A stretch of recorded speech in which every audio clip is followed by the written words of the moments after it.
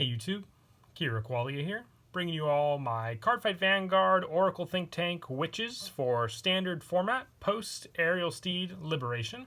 With the release of the latest set for Cardfight Vanguard, we got more support for the Oracle Think Tank clan, and specifically a few of the Witches cards, which if you don't know what the Witch deck focuses on, is a deck that is meant to just basically convert some of your other cards to protect markers using Scarlet Witch Coco, and also gain some serious draw power when other specific measures are met with the deck as well. It could be, just riding on a grade 2 or, anything specific that the other units list. And also just running a good amount of the Witch cards is very vital to the deck as well for all the different plays that you can make. So let's go ahead and get started with the deck profile. So for the grade 3s, I'm running 4 Scarlet Witch Coco. When ridden from a grade 2, you draw a card, and once per turn on the Vanguard, you can Counterblast 1, Soul Blast a grade 3, draw 2 cards, discard any number of cards with Witch in its card name from your hand, and get the same number of Imaginary Gift Protect as the number of cards discarded.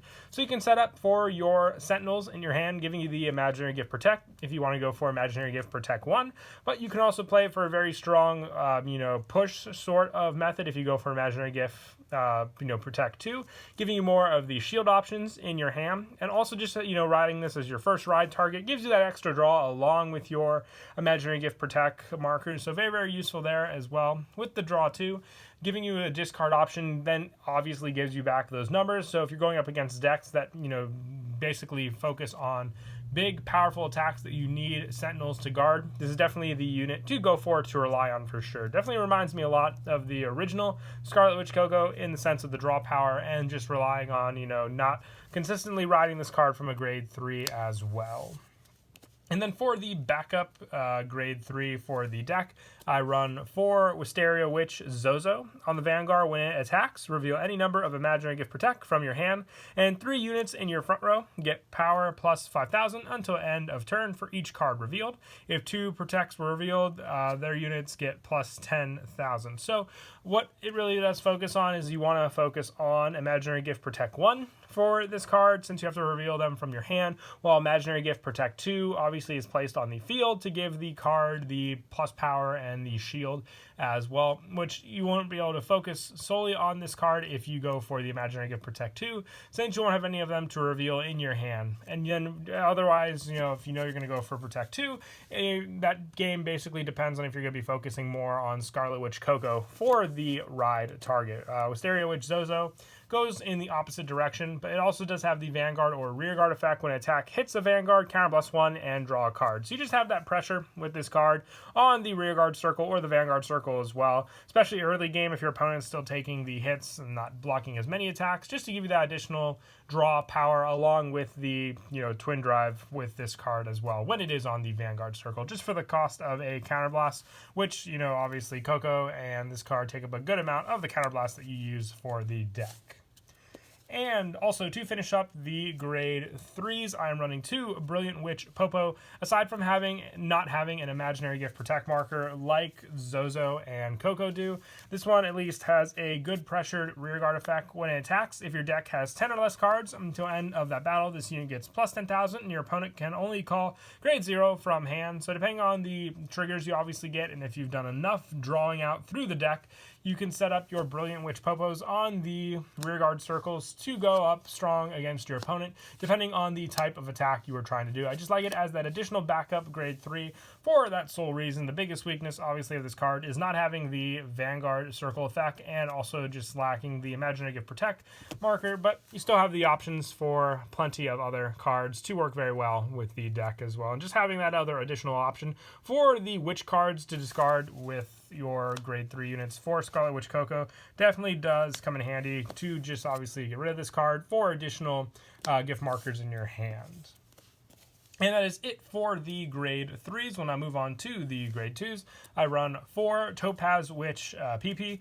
With this one on Vanguard or Rear, during your turn, if your hand has 4 or more cards, this unit gets plus 2,000 power. Being an 8k unit alone, you really do need that plus 2,000 so you can hit 10k units. So if you ride this card early game against your opponent who already rode a grade 2, you have the option to then obviously hit that card without having to rely on a boost. And the auto effect when rode upon by a unit with which in its card name, you can Soul Blast one and draw a card. So you have more and more options for the draw power with your units, especially Scarlet Witch Coco, giving you the option to draw the 2 additional cards when you ride Coco on top of PP, giving you the draw 2, as well as the imaginary gift into your hand or on the field, depending on the imaginary gift you go for. The 8k power, also irrelevant with this card since you always have the option, and you should have at least 4 cards in your hand most of the time when running this deck as well.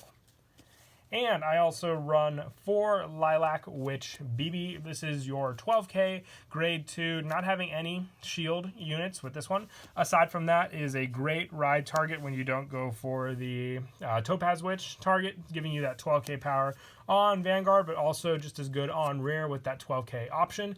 The fact also that you can discard this card for a Imaginary Gift Protect marker makes up for the fact that it doesn't have a shield, or you can even just use this card as the cost for the Imaginary Gift Protect marker or any of your Sentinels that you run in the deck, since you have the option to, have that card be the fodder or a strong rear guard on the field. And having 12k power also being a great card for defense, depending on the type of deck you're going up against with your opponent.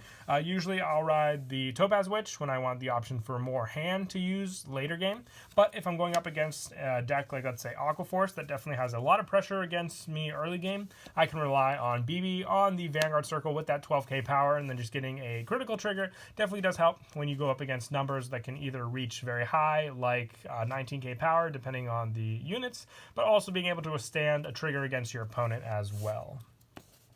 And lastly, for the grade 2s, I run 4 Yellow Witch Mimi on rear guard. When placed, look at the top card of your deck and put it on the top or bottom of your deck. So more setup, especially with your trigger units. This one, I ran a full Witch lineup for the grade 2s, so just having that option as well definitely helps for the Sentinel unit for Coco being your main play to go for with this card, but also relying on your Zozo for the pressure plays with these cards. Also, you don't really need specific units for Zozo with this. You just need the Imaginary Gift Protect setup, but you still have plenty of cards to use as well for the trigger setup with cards like Mimi on the field. Just going for the proper triggers or putting other cards that you could do without on the bottom of the deck.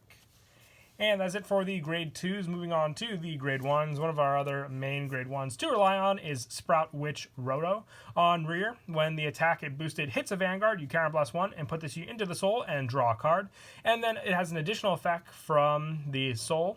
When your grade 3 or greater Vanguard with Witch in its card name is placed, Soul Blast 1 and call this card from your soul to rear. So you can have the combo completely set up as long as you get Roro in the soul. But even if you ride this card as a ride target, you have plenty of options to get it back out. Just for the fact that it gives you a draw is very, very helpful for sure. But the fact that you can then rely on it in the soul later on, you're going to go for the full combo with the Topaz Witch PP and also just your Scarlet Witch Coco, relying on all 3 of these cards for additional rear guard support and the additional draw power from your soul and deck as well. Using this card definitely does come in handy, and you need to max this card and Topaz Witch out fully to get that combo consistently each and every time.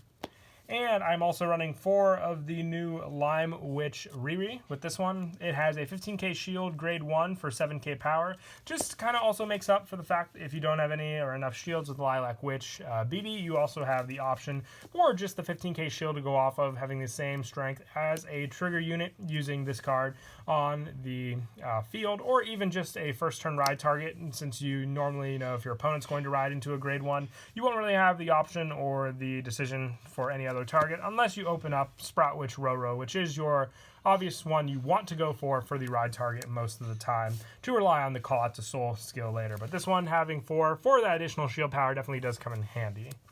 And then lastly, for the grade 1s, I run 4 Tetra Magus. With this one, when placed on rear, if your Vanguard is grade 3 or greater, counter +1, draw a card, reveal up to 1 critical from your hand, and put it on the top or bottom of your deck. Just more setup for some pressure plays with your grade 3 units. With this one, definitely does come in handy. Aside from being one of the only non-witch units I use in the deck, I just really like it for that setup. You really can't go wrong when relying on Tetra Magus for the deck. If you didn't have this card and wanted to run something else, you could try Oracle Gemini, just for easier rare backup in the deck to replace this one, giving you more options for your counterblasts. And that is it for the grade 1s. For the grade 0s, your starter, Lilac Magus. Since the witches, I actually can't recall. I think it is a rabbit starter. I know that the witches don't have their own starter, and Godhawk is for the Tsukuyomi deck, so relying on Lilac Magus for the starter. All sharing the same effect, though, obviously. And then for the trigger lineup, I decided to go with the 8 critical, so 4 Oracle Guardian Nike and 4 Battle Sister Ginger for this deck, and still relying on the draw triggers just for a little more hand consistency. Also, it goes very well with just, you know, getting through the deck more, so we can rely on Brilliant Witch Popo quickly as well on the rear.